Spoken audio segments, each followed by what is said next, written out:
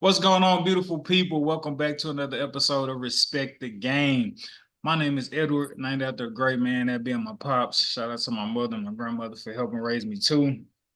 Please make sure you go follow at EMAX Stats for all your up-to-date high school, pro, and collegiate sports coverage. Will not disappoint. We'll keep you up to date on all that is going on in the beautiful, illustrious sports world. And as you can see, we're still making our run at the Olympics for the 3-on-3 tournament, hoping that we pass the qualifiers. We're actually able to compete in Paris coming up this summer. What is a podcast without your brethren? Man, Big Brother Shine Hard is tapping in, man. Twitter, Instagram, Shine Hard Surgical Picks, man. It's still in full effect. It's just hard to get y'all picks. When by the time I come out, pause. Uh, the picks will have already been in play. I caught that supreme pause. But yeah, man, let's go. But no, we're gonna figure out a solution to that to be able to put some money in your people's pockets. So just bear with us, but we're gonna figure it out.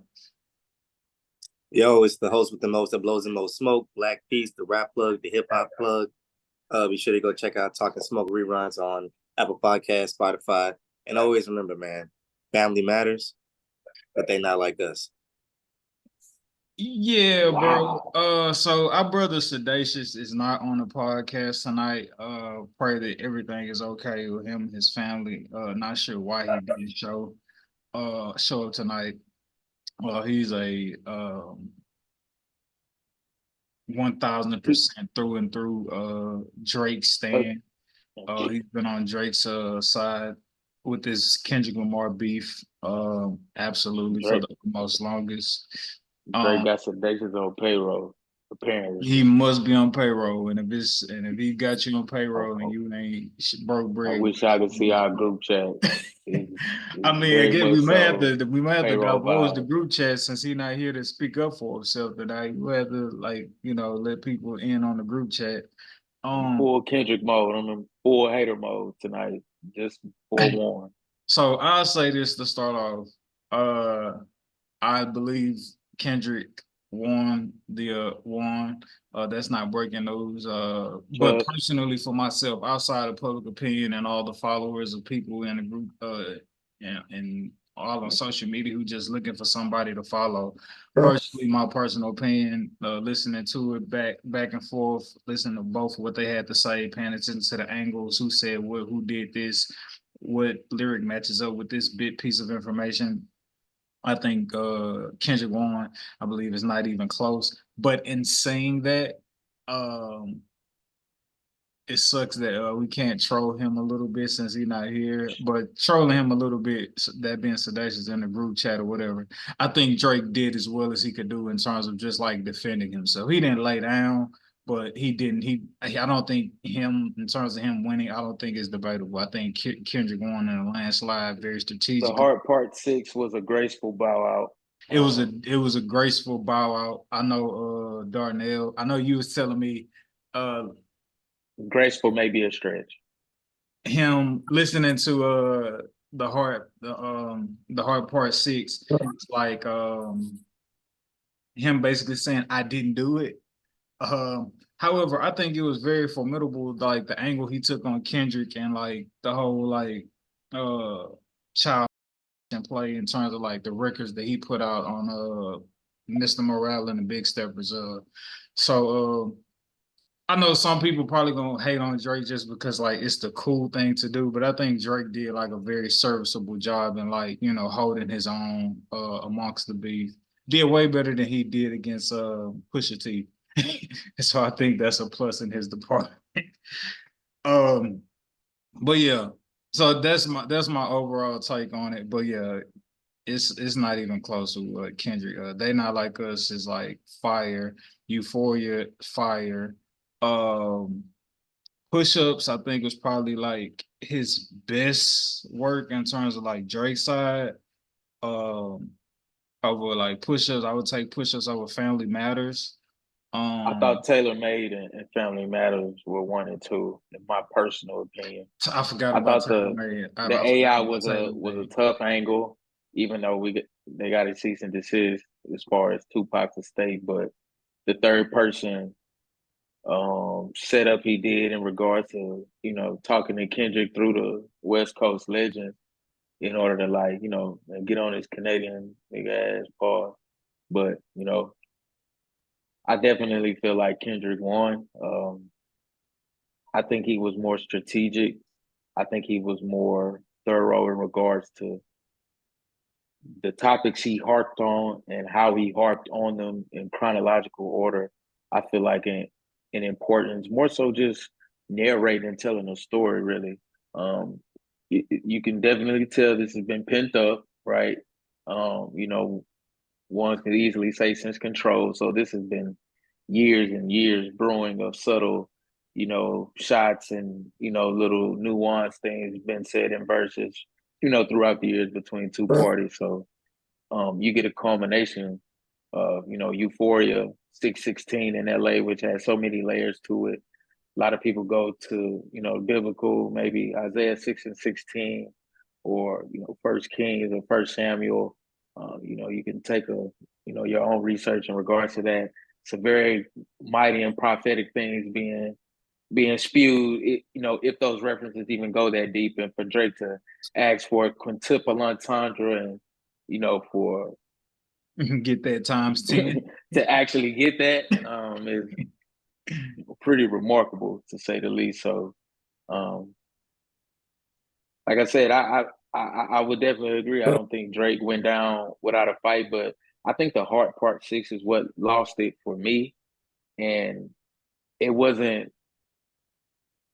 Joe Budden says the line of he had to go timestamp Drake, which is, everybody knows, 5 a.m. in Toronto, the 9 a.m. in Dallas, or whatever the case may be, where Drake just 6 a.m. in Charlotte and all goes that. into his lyrical bag and just, obliterates people. But it wasn't really the case, man. Like, you didn't feel that energy in the song. You didn't feel the ultra response of what happened. And I think Kendrick took advantage of moments and capitalized as far as the energy and avalanching with certain songs and dropping back to back.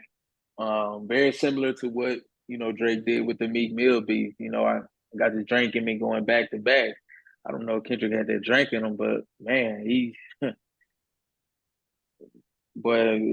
had something in him for sure. It's definitely in him, not on him. So, man, greatest hip hop, beef in history. I mean, I think that goes without saying. Just so many layers to it. And then I just want to leave y'all with this. You all know that Aubrey Graham has Karl Malone and what as one of his neighbors. And if people who don't know who Karl Malone is, NBA legend who played for the Utah Jazz. And if you heard it, not like us, you heard Kendrick say, I'm a pass on the body, I'm John Stockton. I thought it was a pretty elementary, bro. I'm like, man, is that how many people we done heard say pass on like John Stockton, Kendrick? Like, I get it, but it's the beat was so far, I overlooked it. But then it was a deeper layer to it because John Stockton is on the same team as Karl Malone, and Karl Malone is allegedly known for getting involved with underage women in the state of Utah. This has been an ongoing theme with Karl Malone. Been a hidden NBA known secret. So very interesting when you're in a position of power and privilege like that in regards to money. You can pretty much pick your neighbors. You chose Karl Malone. I don't know.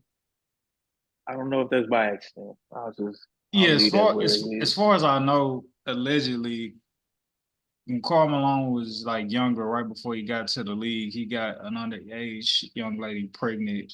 I want to say in Louisiana, if not Utah, and that was a known thing around like the state or the city in which he was from. And Karl Malone kind of was just like distant, and then it was reported that like when the young dude, the abandoned child came of age, teens or whatever, and tried to reach out to Karl Malone. Karl Malone basically told the kid like, I mean, you're a grown man, there ain't too much I can do for you. And that was like, that's the alleged story revolved around Karl Malone. And the child that the child that he has with an alleged he conceived with an alleged underage teen. But yeah, Kendrick Lamar using that to what Izzo was talking about, playing into the underage girl theory of Drake.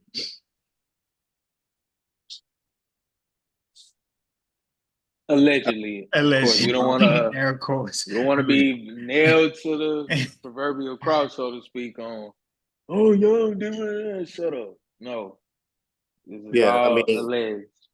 I mean, despite all the factual things, man, I think Kendrick kept it battle rap at the end of the day. And he also flaunted the fact that he wanted a friendly fade with this man as far as lyrics go. He didn't want to get personal. You know, he wanted to rap how better he is, how much more achievements. They didn't want to get into family things. You know, just to even go back to the beginning of it, just to the core of it, Control was a homage to great players, not great players, to great artists, great rappers. If he named you in that Control song, when he says basically, you know, I love you, but I'm gonna kill you, it's an homage to like how good you are, your competition, you're on my level. Like, take it as a compliment. And apparently people did, except for Drake. And he took it to that point where it was just like, hey man, why you want to be friendly in my face when you diss me? It's like, bro, that's not even a diss, that's an homage. So at the end of the day, man, like a lot of this, animosity between the two is just Drake having this whole misunderstanding with the culture, bro. Like, and it's bad, man. It's one of those things where you don't notice it until you flash the light on it. It's always been there, just like you said, Sean Hart. It's like it's always been there, but until someone actually flashes the correct light on it, it's crazy. And what I was just gonna say to piggyback off that, what we mean by that is we understand that Drake is a black man. Obviously, when you're mixed with black, even though your mom is, Jewish white woman, that's perfectly fine. But you have a black father whose, roots originate in Memphis. So it's like, though you have the racial qualities, quite literally, you're of black descent, but you may not necessarily understand the plight of a black man, especially a black man in America, right? Culturally speaking, we don't share those experiences. And I think I could comfortably say that because if you notice throughout the beef, the type of post Drake was referencing in regards to the movie references he was using within his Instagram post, people were like, man, what movies are these from, right? Like, obviously, some people are just, movie heads, you're going to know movies, but like culturally speaking, just being a millennial, I didn't know most of those movie references that he put up, like as opposed to the one, with Denzel. Obviously, I knew that one, but like I didn't know those movies. I had to go do research and go look it up. Like, so in order for that to be the immediate thing that you think of that you can kind of like cut to and want to harp on, it's like, okay, you're proving this point in regards to the cultural disconnect. Like you not like us. That's okay. But you can't parade around like you the man, like you are, and be black when it's convenient for you. Quite literally putting it on like a costume and being able to put it on and take it off at your leisure when it's convenient for you, i.e. when it's time to sell records, i.e. when it's time to exploit rappers that were from Atlanta, wondering why you weren't trending in the club or wondering why you weren't getting the same amount of, airplay and radio play in this, hip hop mecca of what's to believe the hip hop mecca currently of the world, which would be Atlanta, right? So you go and coincidentally start hanging around Future, you start doing albums with 21, you start doing, all these things, and then it's like, oh, that's really when you saw you can argue that's when you start to see the ascension of Drake and just started to like boom and dominate the world. You can line up those timelines on when he started really messing with, and I'm not saying he wasn't huge before that. He was already a megastar, but when he crossed over into pop culture, start looking how them albums started sounding 2015, 2014, 2016, when he started crossing over, you start hearing more house music on some of his records and stuff like that. He started crossing over into a whole nother new lane. So You can't knock him for being strategic, but you can't be you can't flaunt it like you the real McCoy when really you really good at you a Entertaining. master manipulator. I'm just saying, man. He spoke He's the a great truth, man, and entertainer. sometimes the truth hurt, man. And I still think Drake is a dope artist. I don't want to come off like I'm a Drake hater. I'm not a Drake hater, bro. Like I still like Drake music. Like you can't deny him, bro. Drake is talented, but he lost the beef, bro. Like, he lost it. Um, you know, you big enough to this ain't just now this may be affecting your bottom line with some endorsements because that's something you definitely don't want to be tied to as far as dealing with underage people in regards to, in a sexual manner, in that regard. So that's always a very thin line that you have to be on the right side of. So hey man, that's ain't no rules in rap beef. So, it is what it is. And at the end of the day, man, like just real quick, I think Drake is an entertainer that wants to be a rapper. Mm. That's what he is. He's an entertainer. Because at the end of the day, man, no matter where you put him at, he knows how to do the job. Sometimes, but obviously, sometimes he does it a little bit overly corny. But at the end of the day, he understands the assignment. He wanted to be an actor. He was a pretty good actor. He goes out there and be a rapper. Damn good actor. Damn good rapper. Performing, you seen the shows. Guy is good. But at the end of the day, it doesn't take away from the fact of you're not an actual lyrical, cultural rapper organically. People have to tell you what's hot. It don't come to you like, I feel that. Like people that's inside the culture, they feel what's right. You don't go out there and search it and look up and Google what's hot right now. Like, no, you out in this world and you out in the culture, you just know. There is no discussion, there is no meetings, there is no, oh, what are we doing now? It's like, nah, dog. Yeah, and Let's just go. go peep Drake. Like where he go when he in Toronto, he got his whole thing going on where he's talking like he's from the hometown, and then as soon as he get around some of his Atlanta buddies, he slam this and like he a totally different person. And like if you were to know somebody like that in real life, you would call him corny. You would call him a cornball, bro. You would call him unoriginal. Somebody who don't know how to be themselves, or is just uncomfortable with being a true raw and authentic selves. You know what I mean? So it's like, hey, you got to call a spade, and I feel like Kendrick was probably one of the only rappers who had the platform to call them out on what they thought and do it in a creative enough way to where it's tactical, it's done within a way that is captivating at the same time. So it's like that was a moment in time, man. Like that'll be something that kids probably would dissect within a college lecture. I'm pretty sure. If not, it's already being implemented. You know what I mean? It'll be definitely a topic of discussion going forward, especially within the art space. Like it'll be dissected as far as the layers on what could have been this and what meanings could have been what. So it was entertaining, I think man. it may go as deep as why did they lose the battle? Like Right. you talk about dissecting it. I really do think it's gonna get that deep. It's like, okay, what made Drake lose this battle, quote unquote, or what So, bar was not right, or so what do you I think was killer for Kendrick? when I was listening to both of their records back to back, no pun intended, or maybe pun intended, but I was visualizing it from like a courtroom standpoint, right?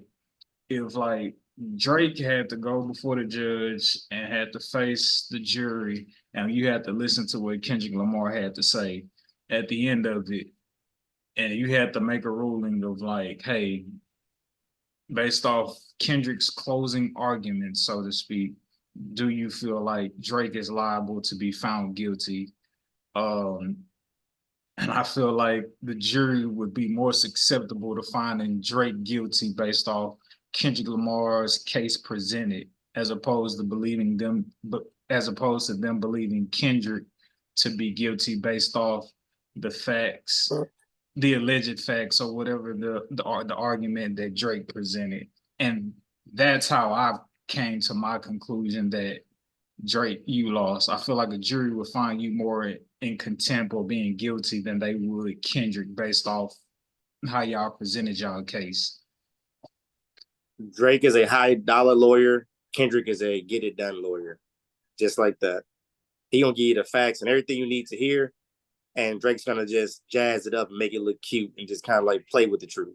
Because in the court, like in the courtroom, right? You think about, for those who got to see the doc on like OJ, like it's not about like what you did. I know they say it's not about what you did; it's about what you can prove. But apart from What what you you can can prove, prove. it's also about how can you paint this image in the juror's eyes to make them believe you are or somebody is or is not a murderer, so to speak. They did or they didn't do it, and like just bar for bar and imagery and all the whole shebang. Like Kendrick just presented a better case. Like it's that simple. You know what I'm saying? Like, and you could, even when Drake was it Family Matters that Drake had dropped, and then Kendrick came right back with Not Like Us. That was like Kendrick being like, objection, Your Honor. Like I ain't trying to hear what he got going on. Like this is what I have to say still. So, but yeah, that's how I've gauged it in terms of like who I believe won the rap battle.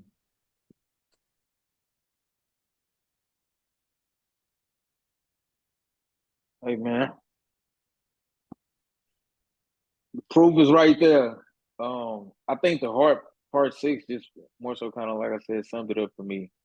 You know, when Drake kind of contradicted himself about um, it was clowns in his camp that leaked the info, and then you come back 4 bars later and talk about how you linked the info and they fell for the bait. They took the bait. It's like, well, are y'all the clowns? Like, since y'all are the ones who out of your camp that leaked, you know what I mean? So it wasn't as tactical. I feel like it was rushed, and Drake was on the defensive instead of the offensive. And when you on a defensive position, like sometimes you're not as tactical and you're not as uh, sharp as you normally would have been because you're having to be reactive instead of being proactive and being on the offensive. So it's the art of war, man. And part of the art of war is perception and being able to, like Black Peace was saying, and EMAC was saying, it's just like paint that picture and that perception of, okay, what Denzel said in Training Day is not about what's right, it's about what you can prove. And also, speaking of, rebuttaling to the beefs, I think the best rebuttal inside of like each diss track was the slavery one. When Kendrick said you double down on calling the slaves, you kind of tripled down on calling the slaves low key. If you think about it, no, he doubled down. I'm sorry, but yeah, he doubled down because he said on his last album about whips and chains like American slaves, and then he backdoored and he said Kendrick, you rap like you're trying to free the slaves. So in a rap mindset, Kendrick actually does kind of rap like he's trying to free the slaves in a lyrical, mental. Yeah, you're mindset. trying to free your mind from the mundane way of thinking and trying to more so expose you to a new perspective or a new way of thinking to critically think about your circumstances and how it pertains to Black people as a culture, and just because a lot of the things that you grow up experiencing as a Black person, especially within the inner city or anything like that, like you just experience a collective of things, and a lot of us have a lot of shared experiences based off of different environments that are similar, more similar than we think, right? So I just think Kendrick being able to talk from a place of inclusivity, being live the culture, and being able to vividly connect with the culture, i.e., earlier albums, Good Kid, Mad City, like that was like one of the best albums in the history of music. I'm not even talking about rap. Like that made it into the Congressional Hall of like records. Like this is like a part of United States history. Like long after he's gone, long after his immediate family is gone, like Substance. they're gonna talk about that forever. Now Drake hasn't. I don't think he has an album that has made it there. He's not a. You know what I'm saying? Like, and that's not to say Drake isn't gonna go down as the greatest artist of this generation or something close to it, but it's just something to be said about every time you drop, it is a monumental moment in time that never ceases to really get forgotten about. And that's how I feel about Kendrick's album. So that I don't really mind him dropping whenever he wants to or anything like that. When it's something that good, you know what I mean? Like that don't drop every year. Plus, a fun fact: Drake's best-selling album, "Take Care," was technically The Weeknd's album. It was technically like at least half of that album was his. But due to the fact of his fame, he knew he wouldn't be able to get that right recognition, so he technically gave it to Drake. Like, this is known facts. He is known as a writer on half those songs. So his best album was given to him by an R&B singer. So it's just the things that, like, when you add everything up, it's just like it gets crazy. Hey, it gets freaking crazy. This is a known fact. And to piggyback off of that, a lot of Drake's best records, I found out he wasn't a primary writer on Sicko Mode. Some of your favorite discs from Drake, the back-to-back record, Light Pack. The Light Pack. That's why Kendrick was saying, he wasn't saying a light pack isn't, man, that's like, I'm gonna smoke you. You like fresh za out the pack. Like, nah, that's a dilate pack. Like, that's literally from his repertoire of words that you use because he's one of your writers. Like, I know you. You can't hide from me. So just from that alone, Kendrick won, man. Like, and then to have Whitney's brother co-sign the "Not Like Us" record and reposted and quoted on Twitter with full support of him, kind of debunked the Kendrick hitting on his wife angle from it, because I don't care who you are. And again, this is a cultural thing. If a man is beating on our sister or a loved one, a female that we love in our close immediate family, bro, ain't no outward public support for that, man. I don't care what the object, I don't care what your job occupation is, bro. Nigga finna be on your head about that, bro. Like night and day, like the public perception, bro. Like you know what I'm saying? We got a real fundamental problem on our hands. So from that angle, it to me, it debunks that. So the only thing you can say, you know, about Kendrick, aside from the hint on his wife, with that child may not be his. I can't really speak to that. I don't really know those individuals like that. I can't really speak. There's not really a lot of details around that, but hey man, like I said, it's not about what you know, it's about what you can prove. Right on, man. And that wraps up probably a nice moment in time in hip hop that we'll go back to relive in the future, be able to tell our kids about. Sedacious, the OVO Coalition, everybody who tuned in to the podcast, looking for you to give them guidance on how to deal with this Drake loss. We're depending on you tonight. And you left those people hanging, my brother. But that blood is on your hands, not ours. Saying that jokingly, hoping that everything is okay with you not being on the pod tonight. But moving on, man. Nigga, ducking smoke. Tom Brady recently just had a roast. A lot of vicious jokes were thrown out there, all in good fun and spirit. Any jokes out there that just, that stood out to y'all that y'all thought were just absolutely off, or you wasn't expecting, or just completely caught you off guard? Or just Bill Belichick being able to smile and to be able to tell jokes that were humorous. Were they funny? No, they had humor in them. The difference. Funny make you laugh. Humor is like, oh, okay, I get it. Yeah. But yeah. I like the explanation on that.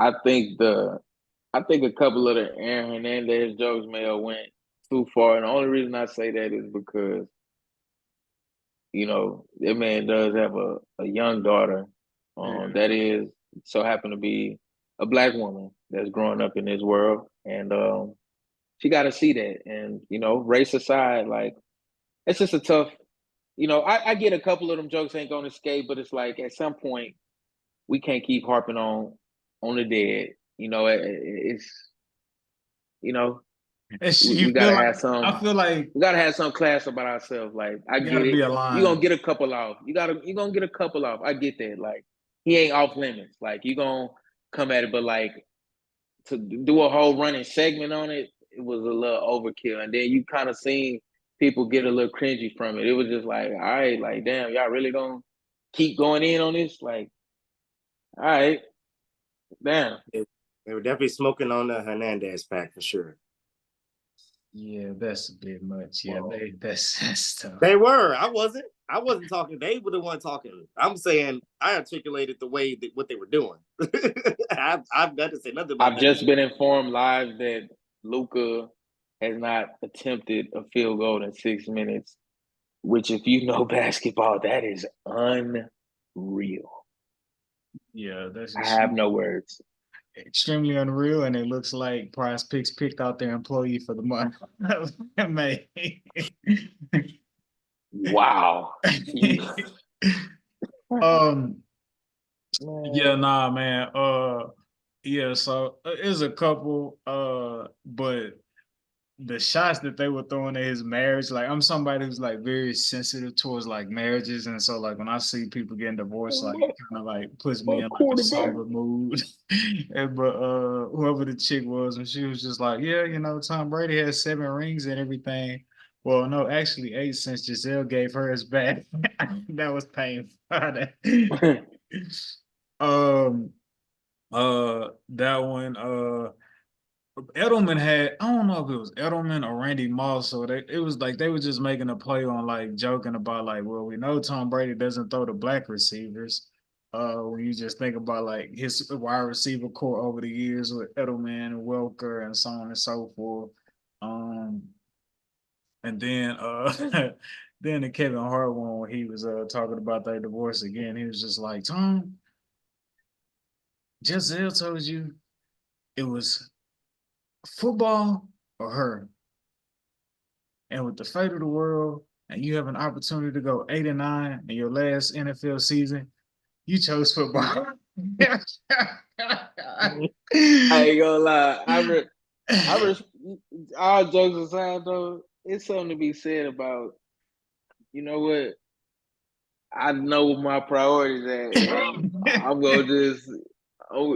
Football was here before you, and I'll be damned. It's gonna be here after you leave. So, hey, I ain't mad at You it. put it all out there on the line for your family, and you went 8-9 and lost your Man, wife. you see how quick she went and jumped with somebody else? I'm like, man, y'all probably was already. I'm like, man, Tom, it was good. You The let her trainer go for anyway, a while man. too, though.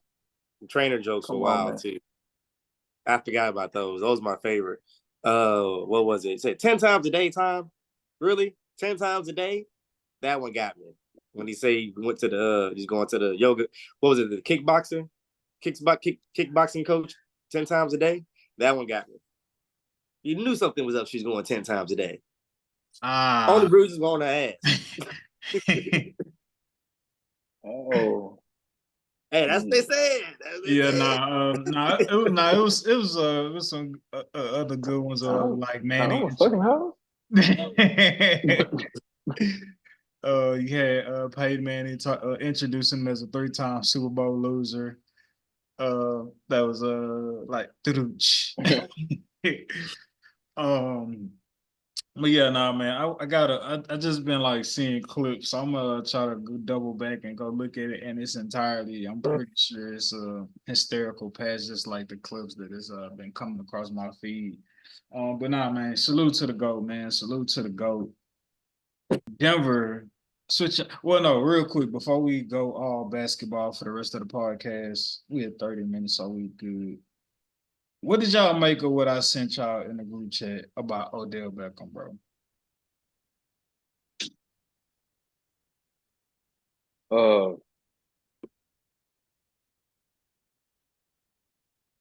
Is I'm an he? Is avid he? participant in the group chat, but Odell Beckham doesn't ring a bell. I know he went to Miami, but I'm trying to figure out. Well, he said he chose the Dolphins over. He chose the Dolphins over having an opportunity to play with the Chiefs because he wanted. Well, hold on, wait, don't say that That's a because I power know you move. I already pissed know off what now. happened with So that. just wait. I'm gonna play this. This some nightcap with Uncle. Well, let me know if y'all can hear it. OBJ said he chose the Dolphins over the Chiefs and the Bills. After he signed with the Dolphins, it was revealed that OBJ thought about joining the Chiefs and the Bills. According to Jeremy Fowler, Odell picked Miami because of head coach Mike McDaniel.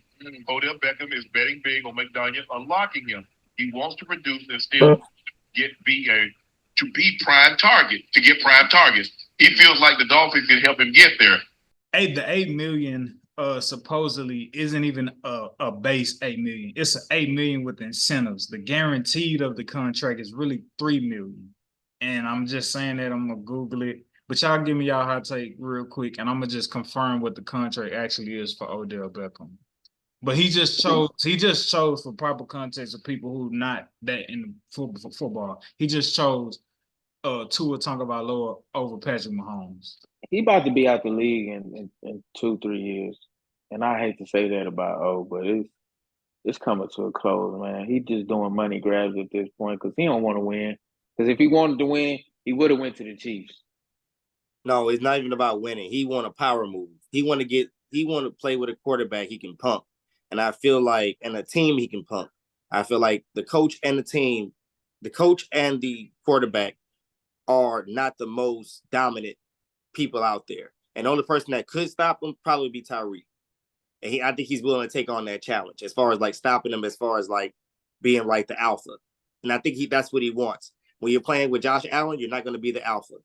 Josh Allen's going to do what Josh Allen wants to do. Patrick Mahomes is going to pass to you when you're open or when he feels like you're going to make the right play. Tua, I'm sorry. He does not come off as like dominant leader. You're going to do what I say.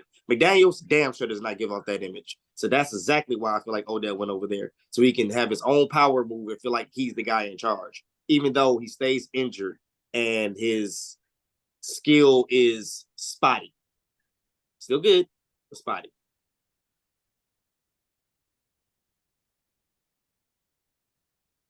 Yeah, that I would agree. that 8 million is not guaranteed. It's worth up to 8 million, which means it's not guaranteed. He have 1,000 yards. Yeah, and so listening to what Shannon Sharp was reading, you're a number 3 option with Miami. That's first and foremost. You're a number 3 option. Behind Travis Kelce, it's still debatable. You know what I'm saying? And I believe the Rashee Rice, I think he like suspended or he's not even gonna be on the be able to play at the beginning of the season. So there's your number 1 option. But yeah, to say you trying to be a to say you like trying to revamp your career and you don't want to go play with the best quarterback in the league, that's mind-boggling to me. Yeah, I just feel like he needed to be called out for that and like whatever he means by trying to win. It's just like now we know I really feel bad for the receivers in Baltimore because y'all got Lamar and y'all got King Henry. Like I don't see a lot of passes being thrown with that offense now. So leaving the Ravens, I get it. Cool, it is what it is. But yeah, like I say, I think maybe it was contractually $3 million. 3 million guaranteed. Contractually was probably the best deal he was gonna get. Probably the most guaranteed money. And if it's contractually, I get it. You're trying to get your paper, so you're gonna go with Baltimore. Cool, I get it. But let's not don't put that out there that you're trying to win and revamp your career and like you don't want to go play with the best quarterback in the league. So you telling me you don't want to? No, it's all about power, bro. And if he feel like he can't control the narrative, he don't want to play there. Because if you think about it, if he go to the Chiefs, that's a championship caliber team. because they already got to the championship before. They were just missing a sure hand. If he is healthy as he's supposed to be, he can be that sure hand. If he goes to the Bills, same thing. It would have been Diggs is perfect gone. if he went to the Chiefs, bro. It would have been perfect. Yeah, it's a perfect fit. Him, There's nobody to fight over. Hollywood, Xavier Worthy, Rishi Rice. Like, yeah, dude. come on. Nah, he could have went over there Want to perfectly win. fine. He would have got a decent. He would have got okay numbers, but that okay numbers ain't fine with him. He did that with the Rams technically, and I think he didn't like that feeling. He want to feel like he's the number one guy. Period. There is no Cooper Kupp to outstand me. There's no Matt Stafford who's always telling me I know what I'm doing. He don't hear none of that. Nah, bro, he's cocky. He want his time to shine. He missed that spotlight. He's addicted to the spotlight. That's what I think. He can't be a team player. Yeah, man. Moving on, man. Over to the NBA. So Jimmy Butler out at I think it was the F1 Formula racing event. Was on camera basically saying if he's playing, Boston is at home and they're advancing on to the next round to play the Cleveland Cavaliers. Pat Riley press conference end of the season basically said, if you ain't playing, you don't need to be talking. Oh, was this just Pat just, letting it be known how it feel, or was this like an inadvertent shot at Jimmy to be like, hey, pipe down? Something or nothing? I think it's nothing because I think traditionally Pat Riley has always taken that hard ass approach, that Godfather-esque role, if you will. And it's more so some truth to it, bro. Because he didn't say nothing when Jimmy was talking last year or anything like that because Jimmy was playing, right? So, you backing up what you're saying, like, it's good publicity. It's good business. But when you not playing and they don't do us nothing, man, shut up, bro. You just talking and you sound like you chatty. You know what I mean? Because you at home right now. Like, yeah, if it was a fifth, it'd be Cinco de I'll be Mayo drunk. again. You know what I'm saying? So I think it's nothing. Man. We out the playoffs. All you talking about all this woulda, coulda, man. Shut up, bro. Like, It's just get nothing, ready and for next year. it's nothing, and it's heat culture. I think that was him messing with. I think based on Jimmy's personality, just as much as he messes around and trolls, he can take a troll as well, even if it's a hurtful troll. Like obviously he was talking crap Pat about Riley wasn't oh, trolling, but he could take that type of stuff because he give it out. But I feel what exactly. you're saying. And that's how I feel like, and the heat culture is the perfect place to do it. Like I see that their culture is just like a family. I feel like win, lose, or draw. So prime example when he was losing, hey man, like we still a family. We still joke about it 2 weeks later or a week later. It's fine. It's no big deal. So like I said, they've had plenty of good playoff runs. They know what would have happened if he was healthy. So and also I think that's why he said that. It's like, bro, we would know what would have happened. We don't need to get into hypotheticals and let people turn us into the hypothetical team. Let's just shut up, take our L, keep it pushing. It's all fun and games. It's all good, y'all. We are over now into the second round of the NBA playoffs, but before we look ahead to some of the second round games that's going on, do y'all have any first round series that were that surprised you in terms of like who was your first round exit surprises? Or do you have any? Or did the first round go as you expected? Sixers surprised me. I didn't think that was gonna lay down like that because every year it's been, it was Ben Simmons with Joel Embiid. James Harden. Even though James Harden had back-to-back 30-point games last year that kept him in it. I think he had 41 of them games, if I'm not mistaken. Yeah, So it's like the game Embiid missed, or maybe game 2, he had a 40 ball. 40. So it's like, what's the excuse now, Joel? Like, it's you. Like, because Tyrese Tobias balled Harris. out. Yeah, it's about, oh, no. he is stealing money in a real way. Tobias Harris need to be ready to brushing up on his Mandarin or his Chinese because he's gonna be Ni Hao Shanghai Shark. You can't go 0 points, brother.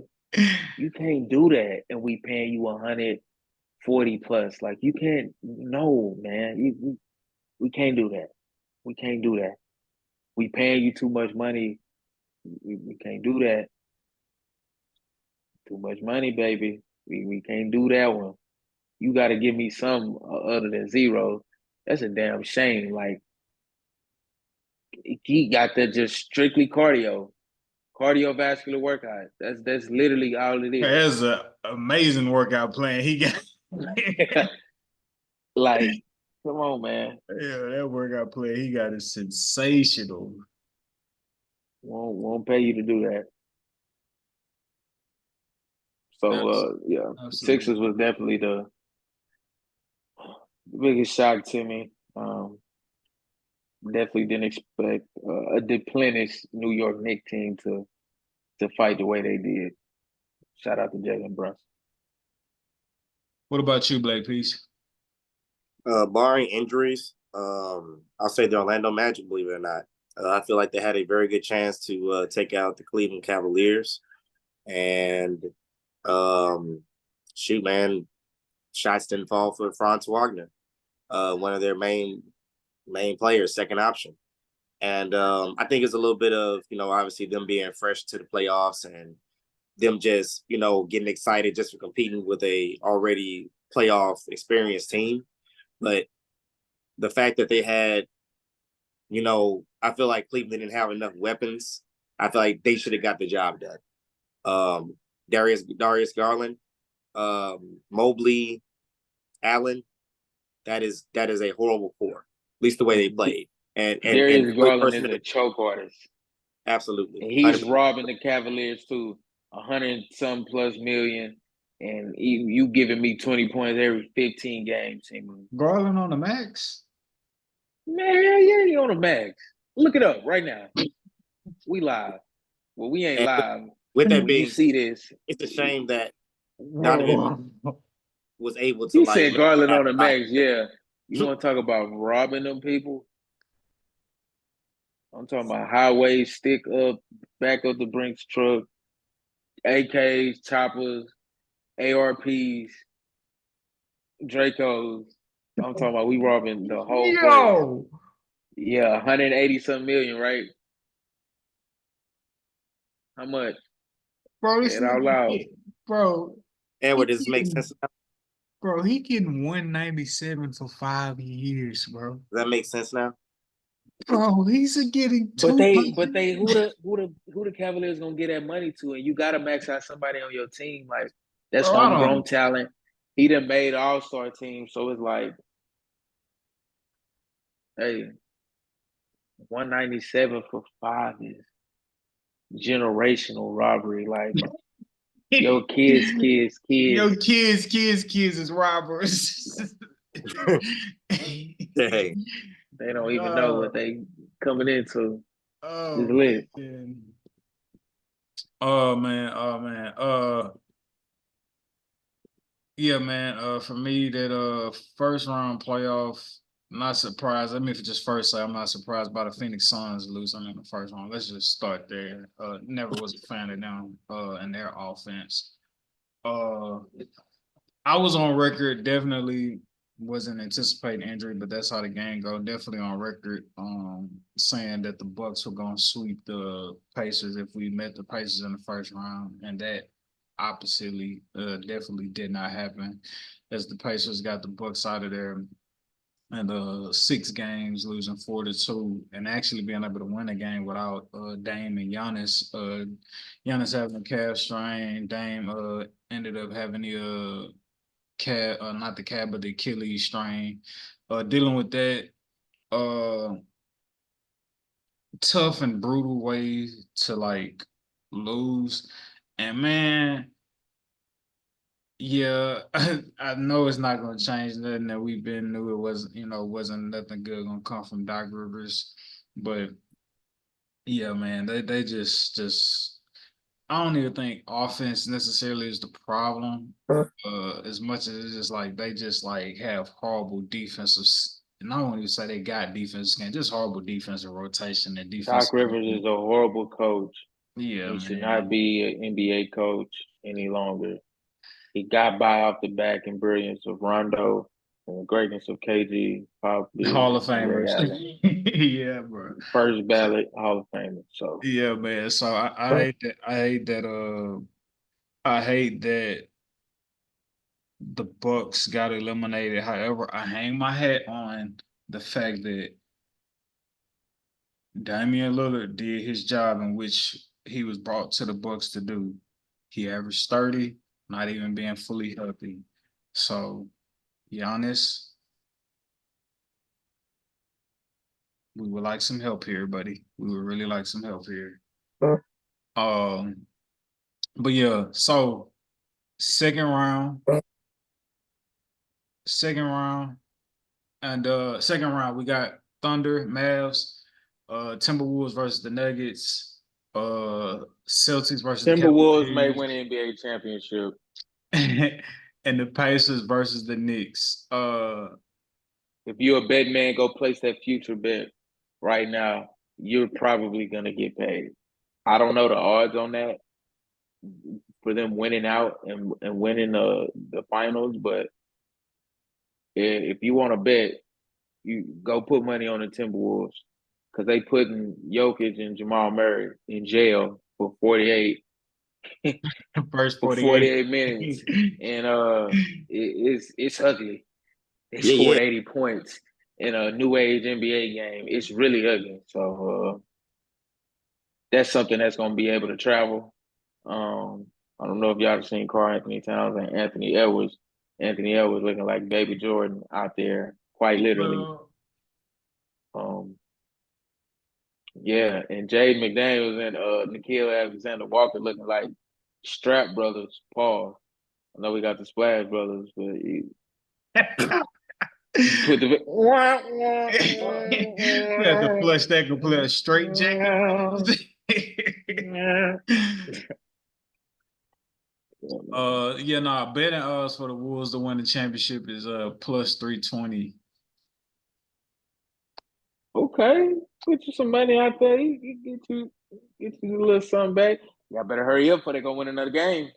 Yeah. Because if they sweep the Nuggets, them odds is gonna plummet.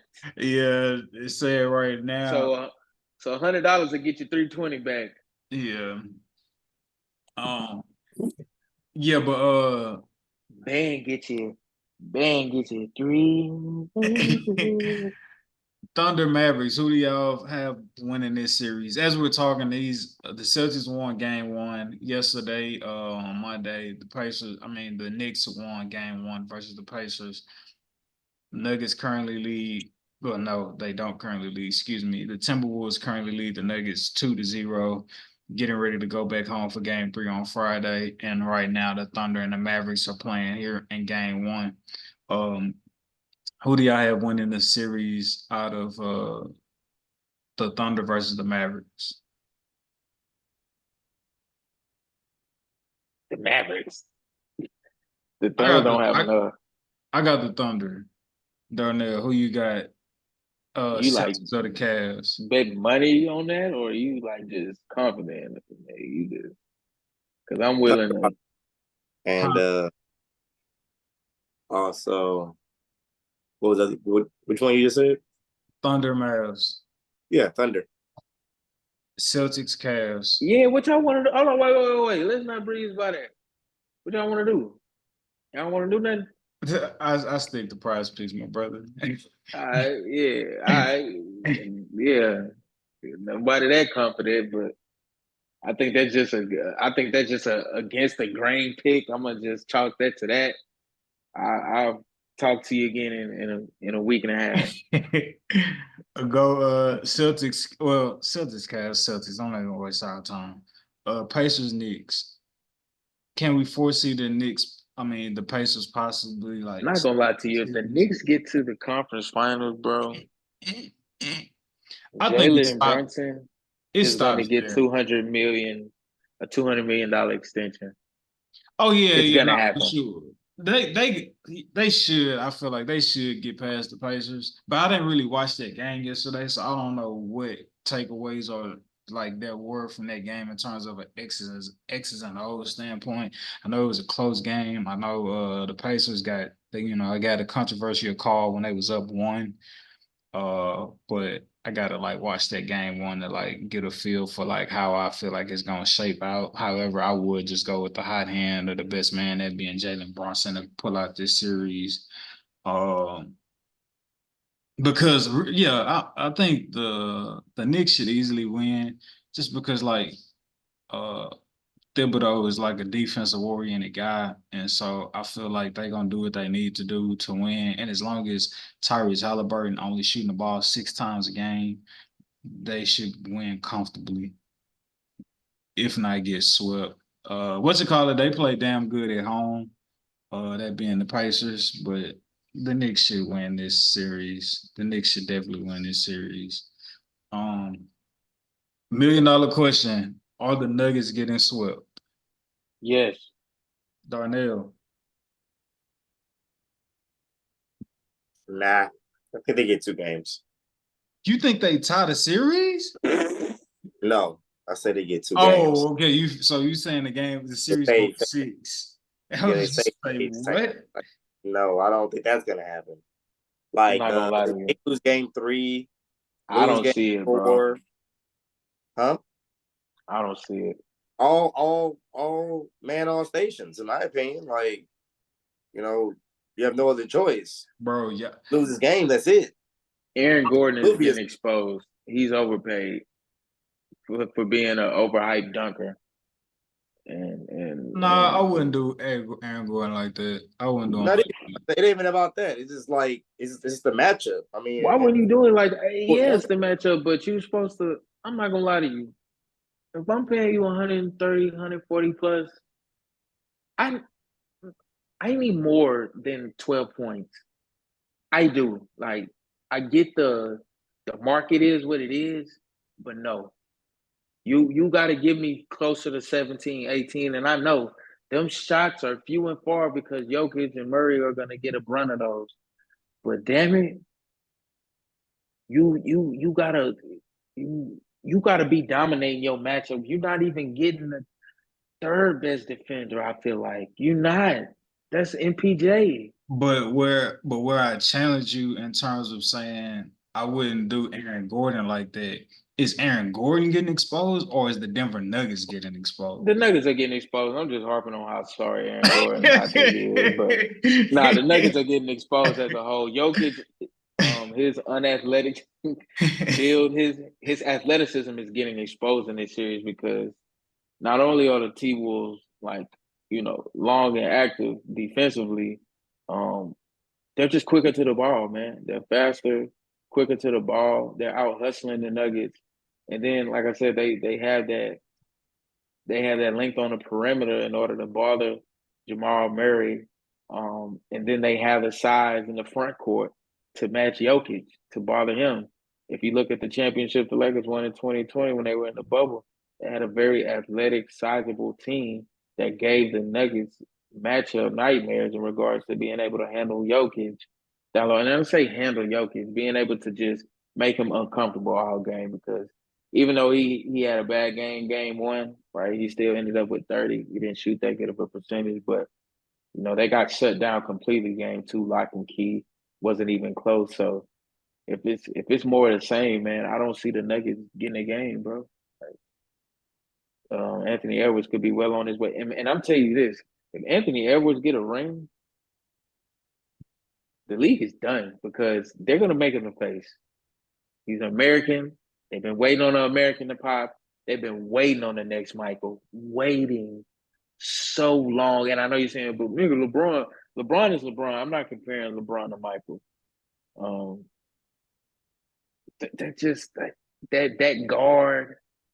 That guard player, and he, you know what I'm saying? He just embodies that MJ Kobe spirit, bro. Like it's it when you see it, you hear it in his talk. Like it just his bravado, his confidence, the the charismatic, gameplay on the court. It just, the young guy, and he got it all. He got the entirety of the package, man. He definitely got that face of the league package going for him right now. So, man, if he can finish the job, Jason Tatum, all that untapped potential, I don't want to hear about that. No more. If y'all don't win it this year, it's made for the Celtics to walk to the finals. If y'all can't close the deal, it's just on y'all. I don't think their team can get better than what it is right now, as far as money, cap, the pieces that they have and that fit right now currently. I don't think they're gonna get on it. I think this is their if we're doing Dragon Ball Z comparisons, this is Cell's last form for the Celtics. This is their best and final version. It can't get no better than that. This is right. It can't get no righter. You got to do it now, man. If you're gonna do it, dog, let's do it now. You got to be more animal than the zoo allowed. Wayne boy. I digress.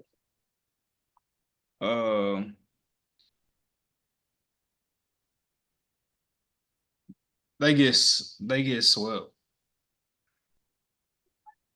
because I don't believe. So play some bets now, people. I'm telling y'all, whenever y'all see this, I know it's gonna be play the game, but it don't matter. Go place the bet. Go get you some It's free gonna be go get you some money. Nah, the Denver Nuggets have shown no signs, given no life that they could figure out what the Timberwolves are doing. And nobody outside of Jokic and Jamal has a pulse to create their own, to be a lifeline for the team. And as long as you continue to keep your foot on their necks, like everybody else don't get to eat. It's that simple. And they beat you with Gobert and they beat you without Gobert. So it's just like, if they could beat you without the, defensive player of the year, 4-time defensive player of the year, it's just like, I don't believe I have no answers. And Jokic could very well much so have 30, 15, and 10, but like it's still gonna be to no avail because it's like Jokic, we're gonna stay at home on you, gonna let you play one-on-one with whoever, Karl Anthony Towns, Rudy Gobert, you have to go keep going up against them, we're gonna stay home on everybody else. And like Jamal Murray, straight jacket. And again, I don't want to hear about his injury. When he walked through the Lakers, it was playoff Murray. So let's keep that same Bro, whenever you play the Lakers, the nigga turns into bubble Jamal. Allen Iverson, 01 AI MVP season. Fucking, I don't even know, bro. It's the most ridiculous shit I ever seen. Yeah, game three is the game 7 for the Phoenix Suns. Forgive me. Game 3 is game 7 for the Denver Nuggets. Obviously, if they don't win game 3, it's rapido. They getting up out of here. And the Timberwolves have showed us no signs of giving up or letting up, or showed us any sign of inexperience to not be able to close out a game. Like similar to how the Magic were. How they was up 20 in that game 7, but kind of just inexperienced. I won't even say inexperienced. Paolo led the troops as much as he can, but Franz, he didn't, his shot wasn't falling, so they didn't get enough help to be able to secure that win. But can't nobody defend Anthony Edwards. He's on one. Continuing to praise Jaden McDaniels for his defensive efforts. And yeah, they don't have the answer, so it's that simple. They don't have the answer, so and true. If you watch the game, it's not being a prisoner of the moment because it's easy to write a team off when they 2-0. But they show no signs that they remotely coming close to having the answers to these tests that they've been given. Coach Finch has been able to counter and outplay Mike Malone.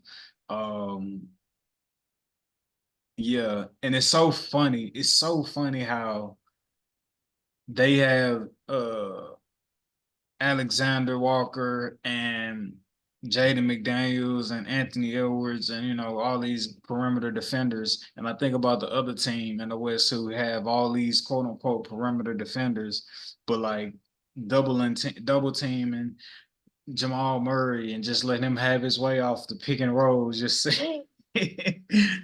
but yeah, man, I'm gonna say they get swept just because I don't see them letting up, and I don't see Denver turning this around or have the answers. Only way they get a game is if the Timberwolves just shoot absolutely horrific.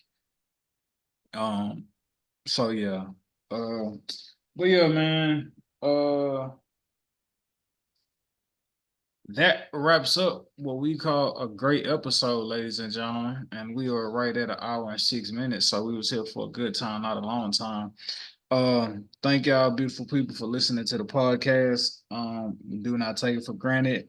Getting our rhythm, getting our stride back, getting our episodes back out more consistently and in a timely manner. Yeah, the episode 119. Yeah, man, we had episode 119. This is episode 120. So, man, we steady building. It's 3 years and counting. This podcast is going to be something beyond all of our wildest dreams, and we'll never stop thanking y'all for listening and helping us grow this podcast, man. So, like, share, subscribe, definitely comment. Appreciate y'all rocking with us on Twitter, Instagram, Facebook, Spotify, Apple Podcasts, the whole shebang. Yeah, man. Shout out to our brother Sedacious. Wish him the best. Hopefully he's tuned in tomorrow. Hopefully he's tuned in next week. We'll see you beautiful people next week. This is the Respect the Game podcast.